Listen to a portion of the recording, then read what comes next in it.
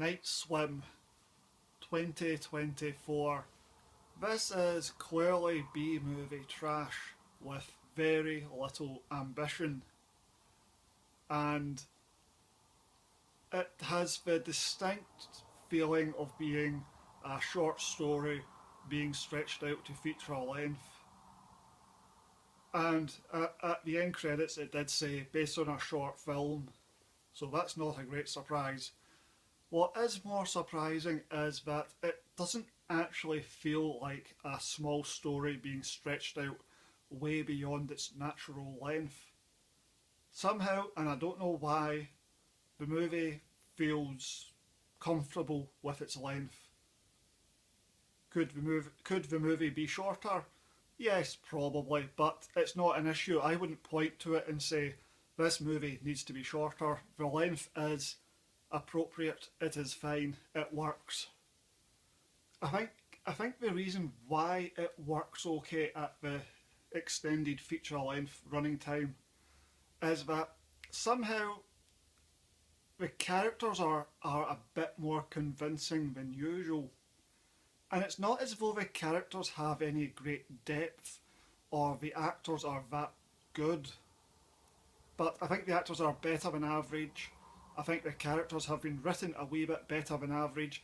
They clock on to what's happening quite quickly. They don't spend forever walking around in the dark being clueless. They seem to be quite smart characters. They understand what's going on quickly enough.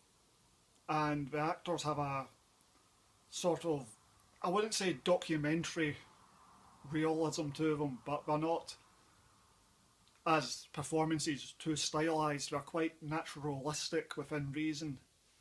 So I think the characters just are more convincing than you would find in the average horror movie, and that just helps a lot and makes the movie just feel a bit better. And you invest a wee bit of, I wouldn't say you care about the characters, but you can invest a tiny amount of care in them, a bit more than you do in the normal usual stock horror characters, in which you just shrug. Who really cares about their plight?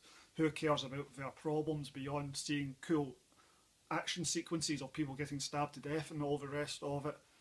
Here you can just invest yourself just a smidge more because there's a slight documentary realism to them, there's a slight extra dimension to them, and believe you me, they are not deep characters. I'm just saying they're slightly more substantial than what you would expect for a trash B movie like this.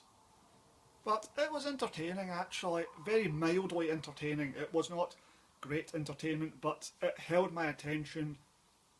It was quite interesting, it was fine, I quite enjoyed it.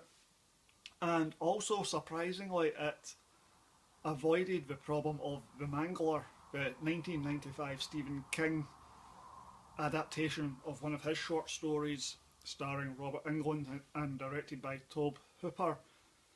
That's the movie I was thinking of the most because it has this monstrous industrial mangler that's killing people, but the problem is it's stuck, rooted to the spot, so all you have to do is not go near it. As soon as you realise, wait a minute, this mangler is a wee bit dodgy and it's a dangerous piece of equipment to be around, well, don't be around it, keep away from it, voila, you have defeated the evil entity. So you think this movie must fall into that same problem. Somehow it doesn't really come up, it doesn't become an issue like you would expect it to, and that is very surprising. So yes, the characters kind of realise there's something a wee bit iffy about this pool. Some of the characters are attracted to that iffiness, to that supernatural ability that the pool appears to have. Other people are scared of it and try to avoid it. But it's not contrived making people go into the pool constantly too much. It's not overly contrived. It doesn't go overboard with that. One thing I don't like about the movie though is it goes for cheap jump scares and cliched horror imagery. It becomes, that stuff is contrived and you just think Well, you know, if you just didn't bother with those, the movie would just be more respectable. It would reduce the silliness, and the thing would just have a bit more atmosphere. They go overboard trying to create a creepy, dread atmosphere with the cliched horror imagery. You know, little flash cuts to evil spirits or whatever. And if they just remove those, the movie would actually.